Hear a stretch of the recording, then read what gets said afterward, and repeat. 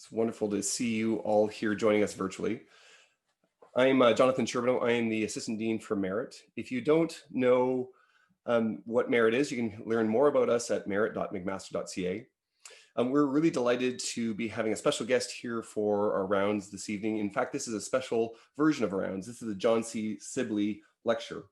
It's an endowed lecture provided by his estate in recognition of Dr. Sibley's past contributions to the Faculty of Health Science here at McMaster.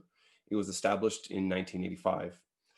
For the next hour, we're going to hear from Dr. Will Bynum on the topic of medical learners in the learning environment and the role of self-perception and self-observed feelings, particularly the idea of shame.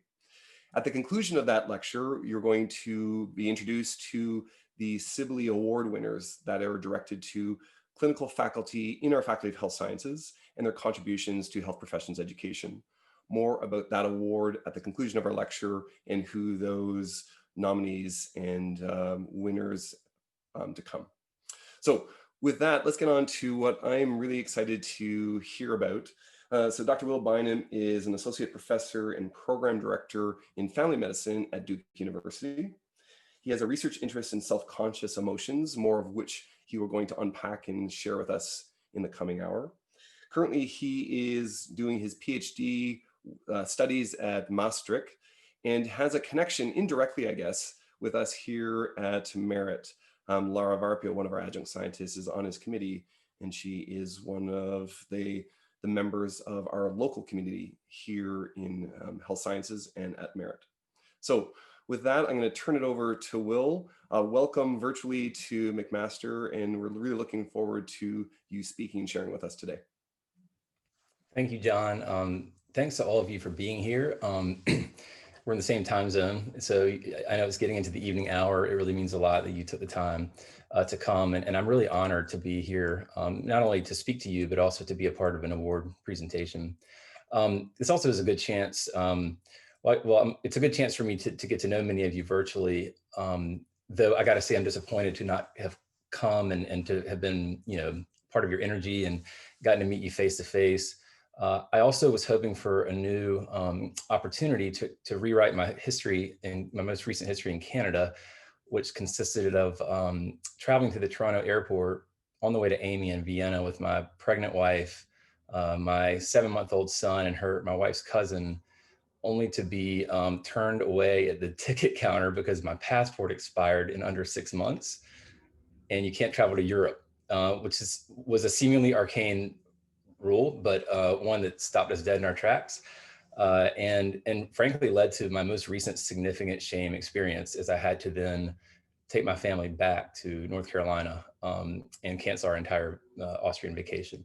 So that's a bit of a window into some of my personal shame I've dealt with, and I'm going to spend some time in this talk telling you a little bit more about my professional experiences with the emotion and what we're learning about it.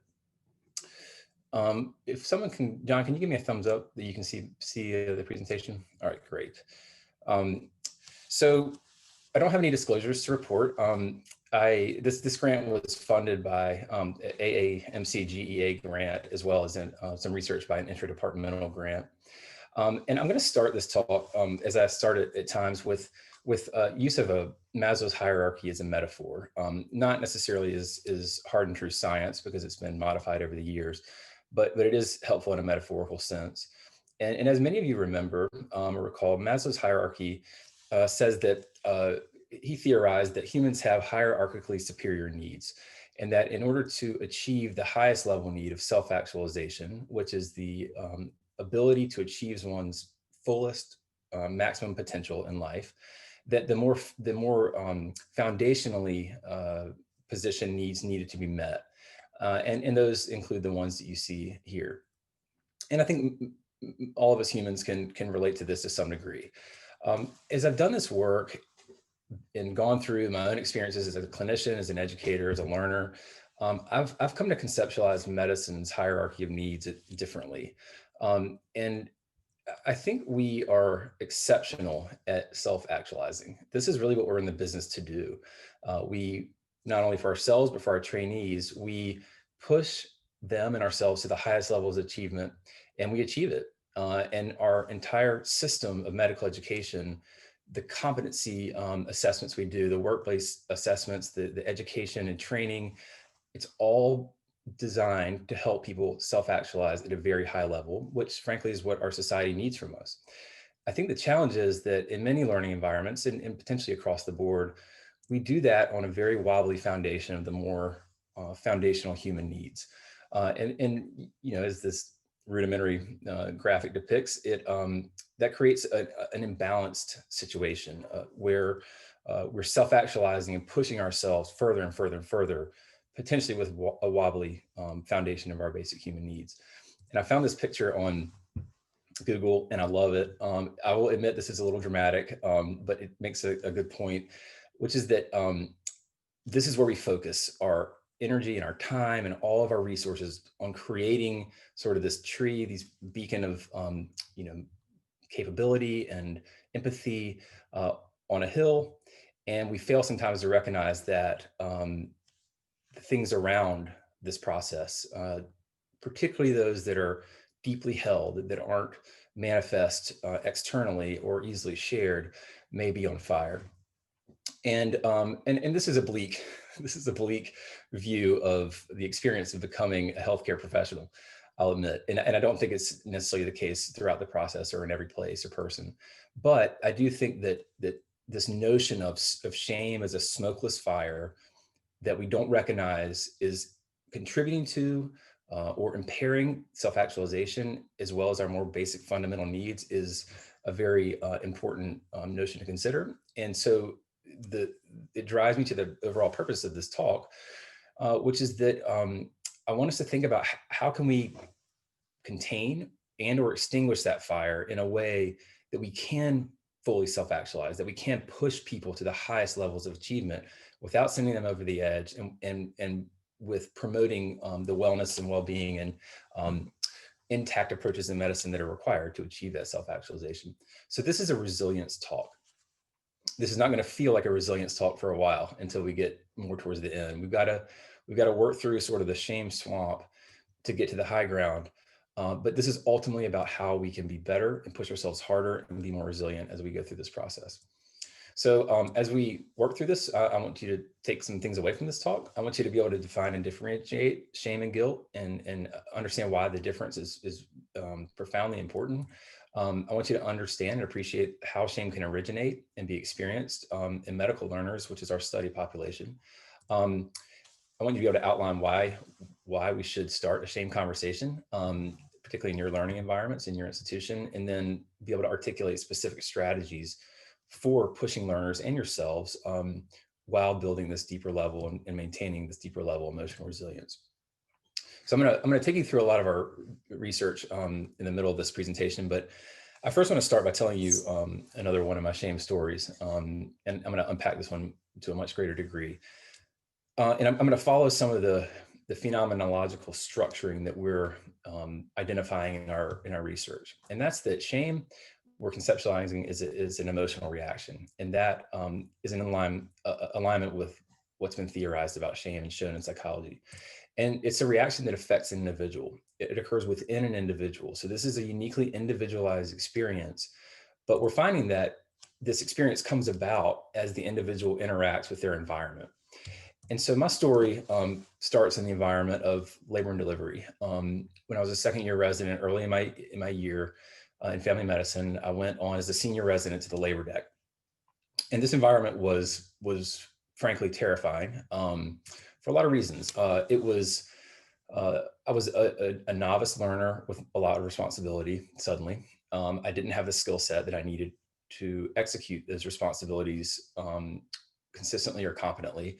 Everyone else around me seemed highly and remarkably capable and much better than me. The organizational culture was different than what I was used to in family medicine. The learning curves were brutal. They were literally everywhere. Every single thing I did for a while felt like a learning curve.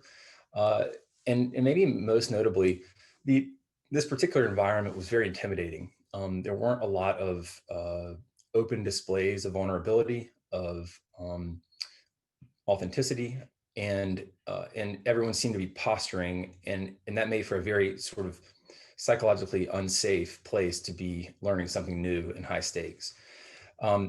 As I've done this work and we've done the research, and I've also told many of my shame stories, they all have some degree of this experience present. And what we've started to understand is that these environmental characteristics are common in a transition period. They're common in non-transition periods, but particularly common in a transition period. And we're starting to learn a little bit about what that means for the emotions that can follow during that transition period. Perhaps the most significant thus far is that we are conceptualizing transition periods as well as potentially more common aspects of the medical learning experience or the healthcare learning experience to be inherently risky for the experiencing of shame. It doesn't mean there's an inevitable risk or that the occurrence is inevitable. It means that the chances of experiencing shame seem to be significant in our environments, particularly during transition periods. And within this risky environment, there's an individual, and that individual is engaging in a self-evaluation. And this self-evaluation is very often happening sort of under the hood and away from public view or public awareness. So my self-evaluation on this labor and delivery unit was one of questions, self-doubt. If I was good enough to do the job that I was expected to do I belong here? Of course, how am I going to perform? Am I going to hurt somebody? And also, do I fit in? And do I need to change myself to fit in better? And I had some degree of maybe healthy self-doubt and even maybe a bit of humility, but I also do think this started to bridge into the imposter syndrome realm for me, particularly when it came to the assignment of responsibility. I had women and their families coming in labor, looking at me as their primary caregiver, and I could barely check a cervix accurately, much less inspire the confidence that I would want for my family in that environment. So I did feel like an imposter at times. And I felt the same thing in other transition periods related to shame when I was deployed with the military in a new environment, when I was a new father, when I was a learner in a trauma rotation as an attending faculty. Each time I had this element of self-doubt within this environment of risk. And it's within this environment for me and that in our research studies that something happens, there's a catalyst or a trigger. And in my case, the trigger was a specific event. And it occurred when I was on call. I'd been up for 24 plus hours, about done with my shift, and a patient came in having a placental abruption, which is, as many of you know, an obstetrical emergency. And I got called in the room by the obstetrician in the middle of mass chaos to be involved in what was decided would be a vacuum assist delivery. The head was crowning, the baby's heart rate was in the 90s, it was bleeding, and it was an emergency delivery using a vacuum device. Before I knew it, in a sort of a stupor, because I was so tired and just a little disoriented, I was performing the vacuum assist delivery at the perineum with a crowd of people around me. And I delivered the baby successfully. But in the process of it, I caused a really, truly horrific vaginal laceration. That was, it was one of those experiences that where immediately me and everyone around me knew that something had really gone wrong, except the patient who couldn't really see what was going on. And it was a really overwhelming initial emotional experience for me. It felt like literally the room went dark around me, and there was this huge floodlight opened up right down on me, and all I could see around me were people's eyes, and they weren't kind eyes. So I had this intense urge to just disappear, and I did that. Actually, I handed the baby off. The vacuum was still attached to the baby and somehow still attached to the patient, and I just sort of slipped out very quietly. And I don't know that anybody really noticed me leave. It didn't feel like they did. And I wandered around the unit in a daze. I mean, just totally off kilter. Um, and the only thing guiding where I was going was just to get as far away from the room as possible. And so I did. I ended up on the other side of the unit in a meditation room, in a corner of the room, on another side of a chair on the floor in a crouch position. And I'm not exaggerating. That's exactly how I positioned myself. And I had some very overwhelming and intense feelings that I'd never experienced before in this capacity while I was there. And what happened is, in the midst of this risky environment and some self-doubt and imposter syndrome, this medical error happened that, this perceived medical error happened that catalyzed those questions into beliefs, really firmly held beliefs. You know, I don't wonder if I'm a failure. I know I'm a failure. I hurt people. I'm a fraud. You know, I was a good resident to that time. I had been trusted. I did felt like all that was a mirage, that I had sort of just proven myself to be something very different than that. I did not feel good enough to do the job. I did not feel good enough, comfortable enough, or motivated to come back and risk this happening again. And I felt this overwhelming feeling like I don't belong here. Like you do not belong here. And, you know, you being here is a mistake. And this was a uh, really hard experience. There were also some other factors at play that we've in our research identified as shame promoters, which served to exacerbate or amplify my shame. And this was the perceived judgment that I sensed from people around me. It was the very public nature of the error. It was the my kind of reliance on high performance to feel like I did belong, and needing to show high performance throughout my experience there. And each of these things didn't trigger the shame in and of themselves, but they definitely worsened it, kind of like gas on a fire. So this was a really tough experience. Around the same time, I had another shame experience related to just a bad relationship that I got out of and looked back on, and, you know, did some soul searching and realized that I had been living in a bit of a chronic shame state in that relationship. And I started, you know, researching what this could possibly be. And eventually I came to shame, and I'm going to define it for you now and take you through the psychology in a few minutes. And it's this global negative self-evaluation in which an individual assesses themselves to be flawed, deficient, or unworthy, and in a global sense. And so I discovered this through Brene Brown, who many of you I'm sure are aware of. And if you're not, it should be your next stop after this talk. Is one of her TED Talks or books, just phenomenal woman. But it put shame on the map for me. And I started to think a lot about what I was experiencing as a learner, what I was seeing going on around me, and also what I was coming across in the literature. And I wanted to study it more. So I dug pretty deeply into the psychology literature, which is a really scary place of like 10,000 word articles. And, you know, they'll cram like 5 studies into one paper.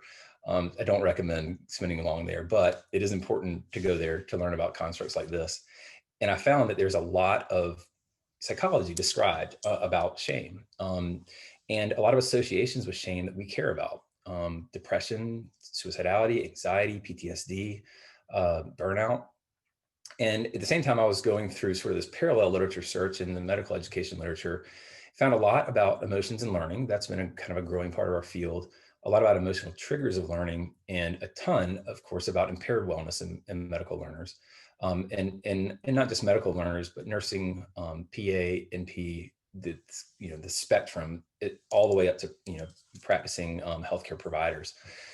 And despite these two parallel literatures, um, the shame literature, which clearly defined the construct, and the emotion and wellness literature that had all kinds of signal for the construct, but never named it, or rarely named it, there was this big gap in between of what is going on with shame in medical education, health professions education, and among its learners. And it was a really significant gap, which was very exciting to understand or to identify as a budding scholar. And so we went about trying to study it. This is when I bumped into some just, life-changing, career-changing mentors like Lara, RPO, and eventually on to Pem Tunison, and the folks up at USU, Tony Artino, who helped me take this gap and fill it with some really meaningful and challenging research. And so the question we asked was a foundational question. It was a question that we asked with very few presuppositions other than our own experiences of shame, with which we could not depart. And we wanted to just know the how, like, what is the nature of this experience? How do medical learners experience shame? within their unique environments. And we chose a methodology called hermeneutic phenomenology, which is a descriptive phenomenology. I could nerd out about this for a while and I won't, but it is a really cool method. And I think it's a very practical method for a lot of the things we do in medical education. It's really underutilized, but hermeneutics seeks to not just describe a phenomenon like descriptive phenomenology, but it seeks to go beyond that and try to characterize and convey its meaning. So the deeper meaning within the context of the individual's world who's experiencing it. So it takes context into consideration, which is very important because in my experience, context matters for shame. It attempts to convey what are called the structures of lived experience, the phenomenological structures of lived experience through the notion of an essence, sort of what is the core central essence of this experience, and what structures comprise that experience. And so we're not proposing theory here, but rather trying to shape and describe the meaning of a specific phenomenon of shame. For our data collection, we use the same methodology and approach to data collecting in the 2 studies that we've done so far. The first was in internal medicine residents, and the second was in preclinical and clinical year medical students. And the data collection consisted of a 2-hour session in which we used a written reflection and asked them we defined shame and asked them to describe or to write about a specific experience in which they had experienced the emotion, and to go deeply into that experience. And then I utilized that as the interviewer in a semi-structured interview that explored really deep facets of that specific experience from which we expanded into more general experiences with shame in medical learning. And then finished with a debriefing session during which I explained the reason for the study, situated their contributions to our evolving understanding, and most importantly, assess for any distress that may have occurred and provide resources that they could utilize should any occur afterwards. Interestingly, we're doing a 3rd study now in pre-medical students, and we've replaced the written reflection with a rich picture application that Dr. Costanzo gracefully sort of walked me through in a great learning experience. And I'll tell you, the rich picture has been far more powerful than the written reflection. It's been very cool seeing how people visually depict their shame experiences. For data analysis, I'm sure many of you know Rola Ajawi. She and Higgs have done great work with hermeneutics and have described their methodology in great detail. I'm going to breeze through this right now, but we did follow their 6 stages. And this is a really rigorous method. It requires a lot of cyclical writing and a lot of kind of moving between the parts of this phenomenon of shame and in the whole of what it means. And so it's been really fun and led to some deep insights. Okay, for our theoretical foundation, this is a very practical part of this talk that I want to tell you about, but I also want to explain sort of how this shaped our research. And ultimately what this allowed us to do was ensure that when we were analyzing people's experiences, we were being careful to analyze their shame experiences and distinguish them from other related emotional experiences. And so this really informed a lot of our data analysis and we think enhanced our validity that way.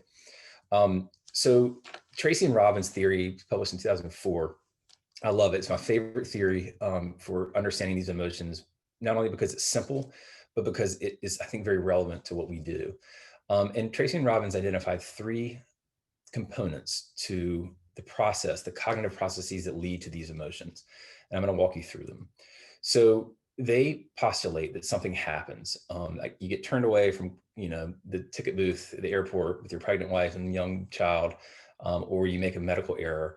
And as a result of that event or occurrence or situation, you direct your attention inward. So this is critical. In order to experience shame and other self-conscious emotions, you have to be engaging in a self-evaluation.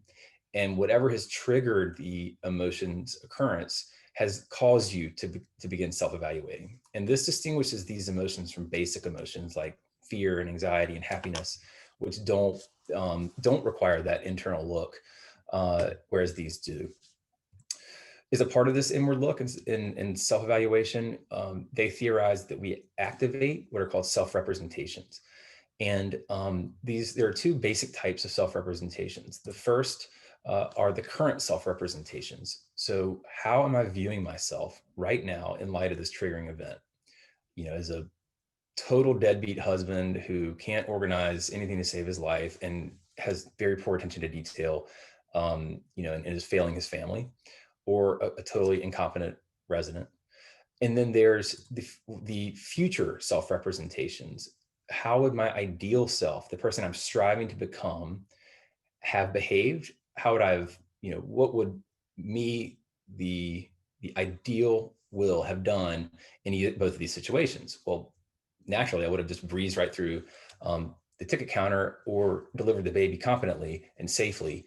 And that's who I wanted to be. And that's who I'm striving to become in both those situations. In the third step, Tracy and Robbins theorized that we make an appraisal about whether or not these two sets of self-representations are in alignment or not. If we have done something that causes us to see and understand ourselves as closer to who we're trying to become, we feel pride. And this makes a lot of sense. I mean, we've all experienced this. We feel pride over achieving something that we're striving to achieve and seeing ourselves in a way that aligns with that person. Conversely, when we do something that causes us to view ourselves as further from who it is we're trying to become, to increase that distance, we feel either shame or guilt. And this is a very important, I think, component of this theory, this distance between how I see myself now and how I want to see myself, or who I'm striving to become, because this distance does not feel good. It's a very negative experience, recognizing this distance. But there's a key final attribution that distinguishes these two emotions, and that frankly gives the distinction its power. And that is, on what do I blame the action or event that led to this assessment? What do I attribute it to? Do I attribute it to something global and stable about myself, or is it something specific and unstable? If it's something global and stable, my intellect, my capability, how organized of a person I am, how much I care about other people, I feel shame. If it's something specific, unstable, changeable, circumstantial, I was really busy the week before I had to get on this plane. I was so busy taking care of my wife and kids in the DC passport office 2 days before that I failed to recognize my own passport wouldn't fly me. Or I just don't know that arcane rule of not being able to fly with a non-expired passport. Likewise with my error, I was tired. I was brand new. This was the second time I'd ever done a vacuum assist delivery. No one asked me if I felt comfortable. Because of the hierarchy, I didn't feel comfortable telling no one I felt comfortable, didn't feel comfortable. And each of these things were specific, unstable, changeable, modifiable things about me that did not deal with the whole global self. If the self-talk around this helps distinguish these two emotions, and this is where Brene Brown has done some great work. If you feel shame, it's I am bad, I'm globally flawed, I am the problem, and therefore I need to fix myself, or something global about myself. Whereas guilt is this thing I did is bad. Yeah, I mean, causing this horrible vaginal laceration is not good. It's certainly not what I wanted to do or what the patient deserved, but I made a mistake. This thing I did is bad, but I am not globally flawed or bad for doing it. And I'm enough. And because I did this thing that is bad, and because I can forgive myself and keep myself out of it, I'm going to go about trying to improve that. I need to get better at that thing. And so psychology literature clearly shows that, and this is really important, I think, in medical education or health professions education, is that when we feel guilt, the predominating motivational response is to repair. It's to dissolve that tension that we feel from the differential self-representations, and to grow and to heal and repair and recover. And so this is a pro-engagement emotion that theoretically promotes belonging. And in doing so, this is what's powerful about it. We actually can potentially bring ourselves closer to who it is we're trying to become through that growth and through the recognition that we're getting closer to who we want to be. Shame has the exact opposite effect. When we feel globally flawed, injured, broken, we don't want other people to see us in that state. We don't want to continue being kept in that state through repeated exposure. The natural tendency is to hide, is to disengage. There's a whole lot of impaired belonging and emotional distress that's been shown to occur with shame.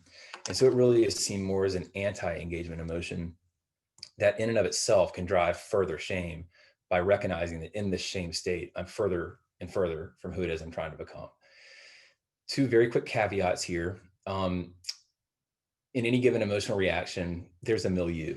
There's probably a mix of these emotions and others. And so these are artificial distinctions to say that you're only feeling one or the other. But to the extent that one predominates, there is evidence for a set of motivational tendencies and action tendencies that follows. The second is that I don't want to depict these as inherently good and bad. They both feel negative. Guilt is generally more constructive, but too much guilt is not a great way to function. And no shame is a terrible way to function. Just come visit the United States anytime in the last, well, I'll stop there, to see what that can be like. So we need shame. Shame is an evolved emotion. It has pro-social functions. It moderates our behaviors in very important ways.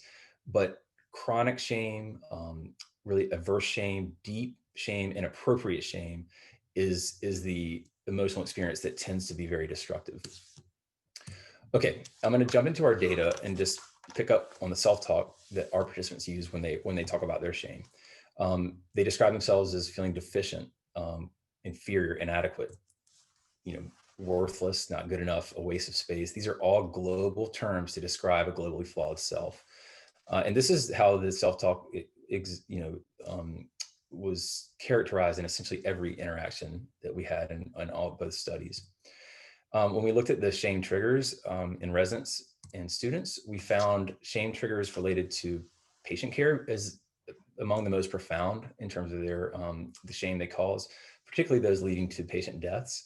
We had 2 of 12 shame stories were about errors that led to a patient's death, and the shame that followed was really profound. But there were a number of other ways that this could manifest as well that you see here, and some of which had no negative effect on patients.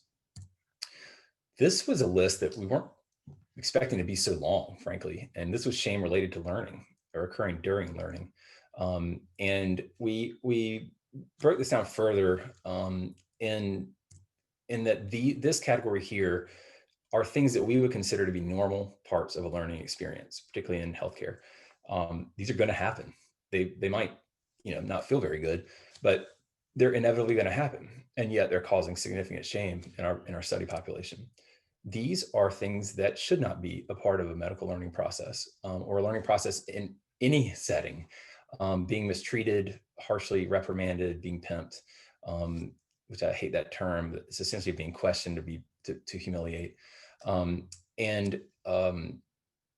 These cause shame and were a very inappropriate and non-productive component of learning. And then we had M&M I put in yellow because we had stories about it going both ways. If done right, it could be very constructive. If done poorly and in a shame instituting way, it could be very destructive. We also found shame related to not being or not achieving personal goals. In medical students, the shame triggers we identified broke down into somewhat similar categories, but there were some differences. We found a lot of shame, again, related to learning and performance, particularly around objective assessment. There were stories of profound in-the-moment shame and chronic shame related to perceived underperformance or objective underperformance, such as being below average on a test, coming in with an MCAT score below the school average, struggling with practice tests on USMLE, and yet the school widely publicizing their very high average. There was also struggle with the process of learning. So this manifested more often as I just not prepared for how freaking hard this is. And I'm really struggling and I'm really feeling down on myself. We also identified interpersonal triggers. There was unfortunately, again, a lot of mistreatment in our study, a lot, and it came from supervisors as well as peers. The most common was just derogatory comments meant to put people down, but there was sexism, there were microaggressions that bordered on racism, there was differential treatment and ignoring students, and the shame. And I would really encourage you to read our paper to get a sense of how deep the shame could be following a seemingly innocuous, potentially to the perpetrator, innocuous treatment could lead to really profound shame. And I think we need to know that and be aware of that and police ourselves much better. Revealing oneself to others could cause shame. particularly around sexual identity, gender identity, and around revealing that I'm struggling with a mental health issue in some way, and then interactions with patients. I will talk about this at the end if we have time, maybe with a question. We found some very interesting relationships with patients and how they impacted with shame, but I'm going to move forward for now. So in terms of this is a paper we're writing right now about the nature of shame. So the one we just published is about the origins of it. And now we're examining how it feels and what it makes people want to do and what it causes. And I just want to introduce this data real fast. The global theme or essence that we've identified with this is that shame is a destabilizing emotion.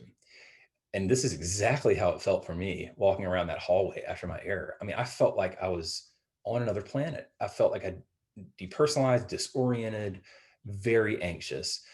It throws people off their axis, and it does so in a variety of ways.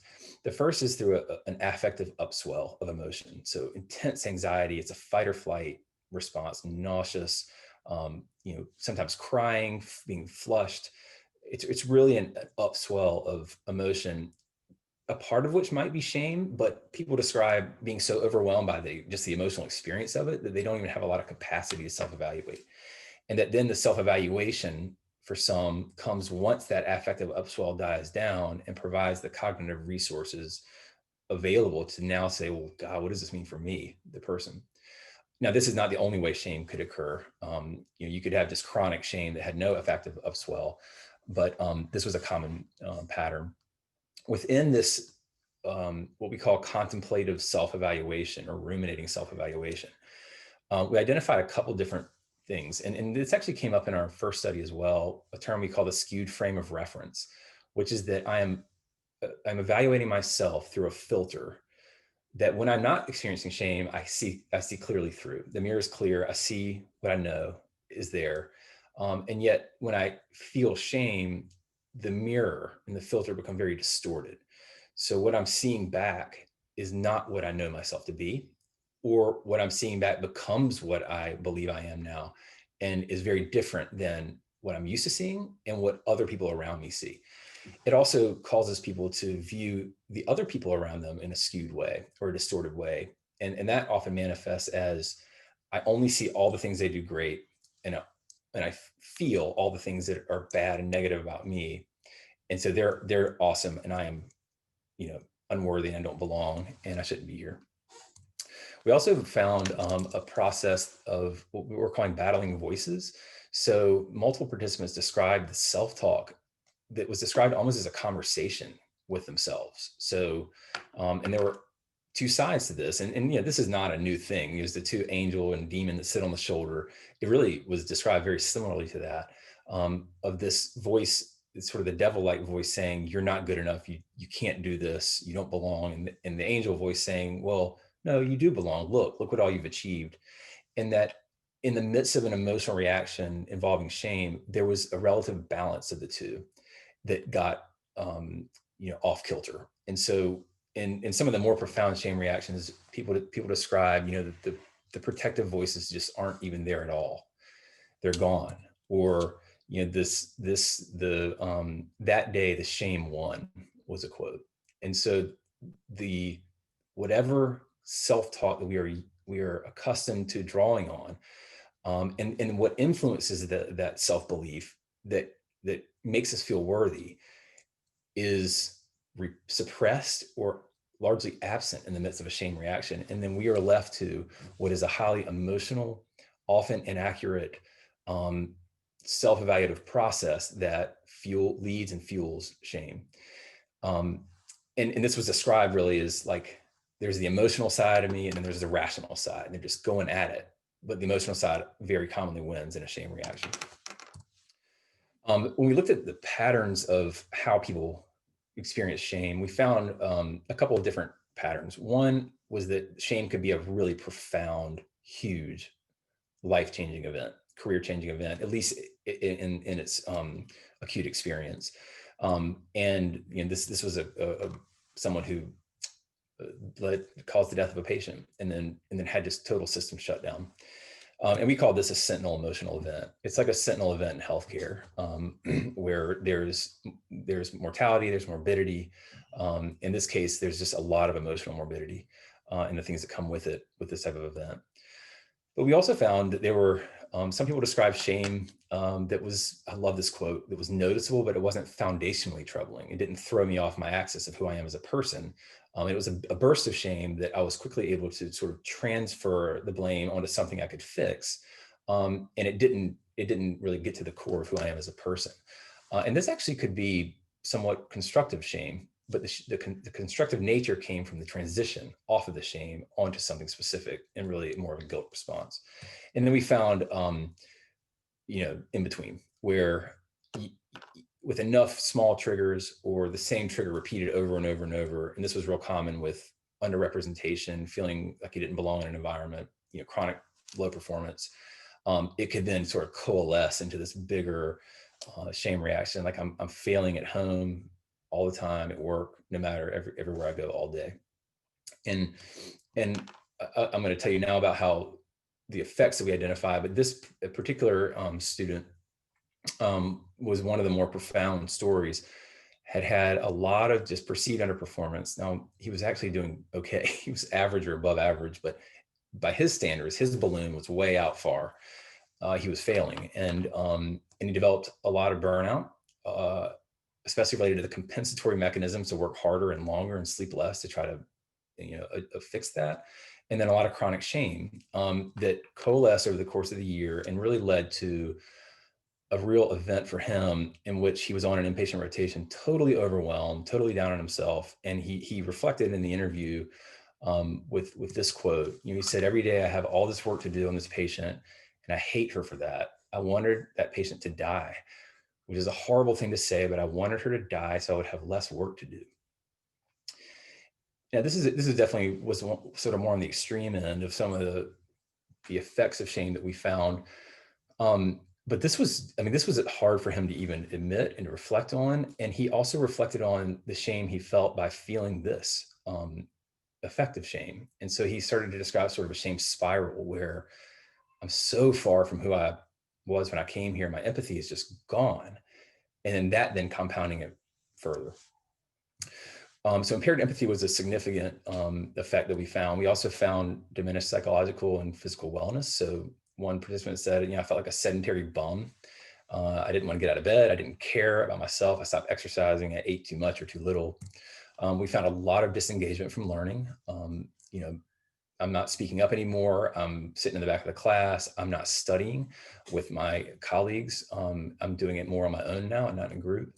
And related to that was a lot of social isolation, impaired belonging. And the impaired belonging could be a cyclical thing.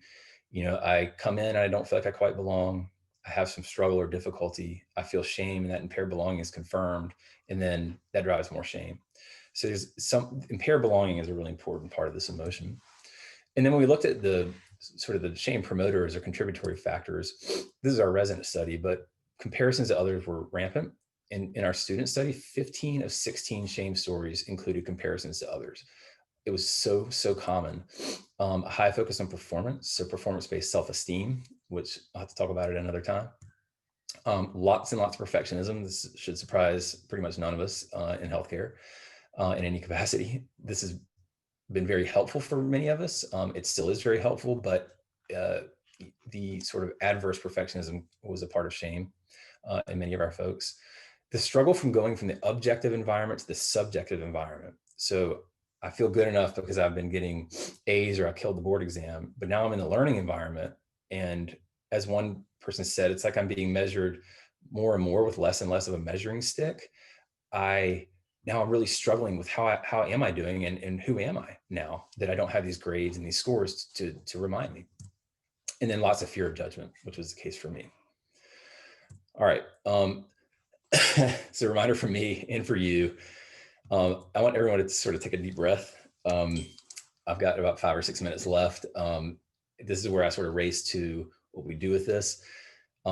This is this part of the swamp we kind of had to get through. It's heavy.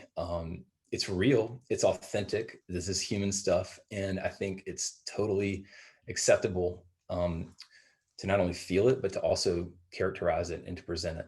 But it's heavy. And so I want to just take a second.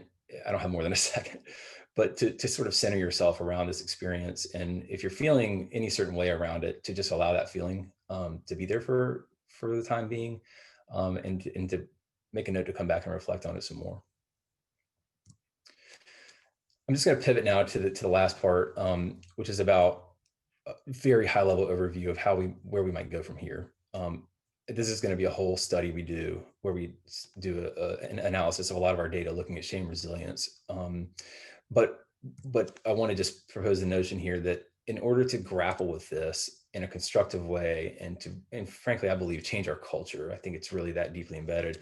We've got to take shame out of the depths and sort of bring it into the light, for lack of a better cheesy metaphor. We need to pull a curtain back and we need to make this a more acceptable emotion to experience as humans and ultimately to share. And we need to build shame resilience, which is the ability to constructively, proactively engage with shame rather than hiding from it, and to do so in a way that promotes healing and belonging. So I'm going to give you a couple just basic strategies for how we might do that, as food for thought. The first is we have to identify it. You can't do anything about shame in yourself or anyone else if you don't know it's there. So listening for it. I've given you a lot of the self-talk here for that. Sorry about the barking dog. And so listening for those global negative adjectives of the self, looking for shame. So there are some telltale physical manifestations of shame, going insular, hiding, withdrawing. If you're giving difficult feedback to someone and they can't meet your eye, or they're just retreating and you can just tell, that's an indicator that there could be shame present. And then asking about it. Recognition without inquiry is really not very useful. So I would encourage you to go beyond this question of how are you feeling, which can give people all kinds of options, most of which are basic emotions. I'm sad, I'm upset, I'm okay, to how are you feeling about yourself? This takes it to that self-evaluative level. It requires a person to think about how they're viewing themselves in that moment. And if they're willing to express it to you, it gives you a very good opportunity to identify a shame reaction. Once we identify that shame reaction, we have to provide active support. And this is a plug for maybe future faculty development with you all about how we do that, because I just don't have time to go through it now. But I want to make this point that the shame, like we talked about, as with the affective upswell, often grows as that affective upswell sort of tailors off, whereas the support tends to wane. We often provide support when we see distress, when we identify it. And then as we see the distress resolving, we think everything must be better, it's okay. And in some people, that creates a concerning gap between sort of out of control shame and withdrawing support. So the support we do provide, and again, I'd love to share how we do that another time, it needs to be active and it needs to be sustained. And the goal of sustaining it is ultimately to help,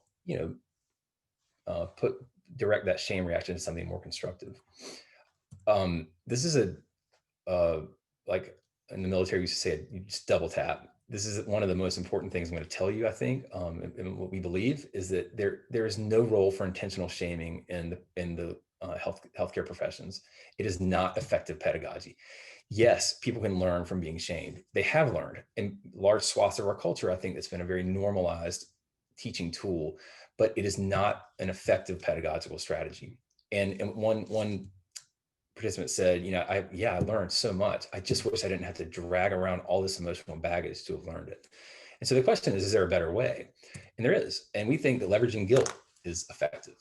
Leverage that tension that exists with the distance between the two self-representations.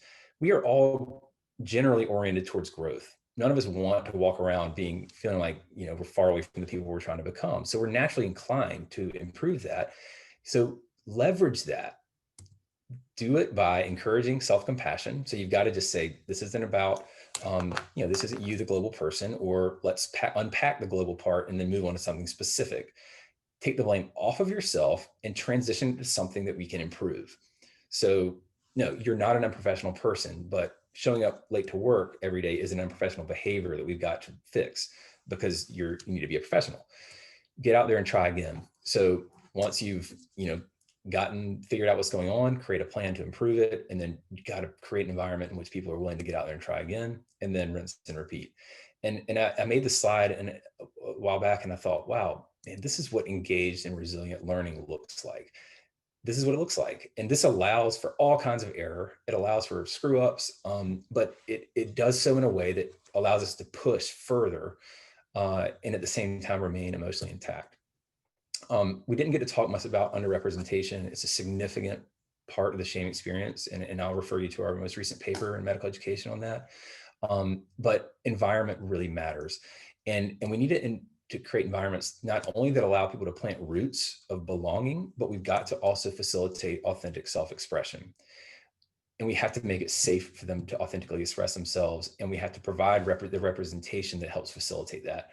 And in doing so, if we grow the root system and allow the tree to flourish, so we focus on both, we can begin reorienting that hierarchy of needs so that we are truly self-actualizing on a bed of roots that provides foundation and stability and resilience. And finally, in order to do all of this, we've got to overcome the culture of silence around shame and other difficult emotions in healthcare. And we've got to share our stories. It's actually easier than you would think if you find the right person to listen and the right environment in which to share. If a megaphone's a little intense, just think about this notion of fire again. So yes, fire can be very destructive. It can change a substrate significantly, but it can also be a light. And so, think about just shining a light, if nothing else, and opening the door for these types of conversations and sharing to occur. And we actually have a tool that can help with that we developed. It's a documentary film where we talk to people openly about their shame in healthcare. And we've provided it on an open access website with a bunch of resources, discussion questions, et cetera, that I would like to refer you to. All right, that's all. Thank you so much. Thank you so much, Will. I was just really challenged by the depth and quality of your research, the actual application and practical pieces, but most notably your own vulnerability. Your story that you shared at the beginning really brought to mind a real powerful and negative shame event that I had in my own training. And just was a surprise to me just to confront that and to be stimulated by your conversation.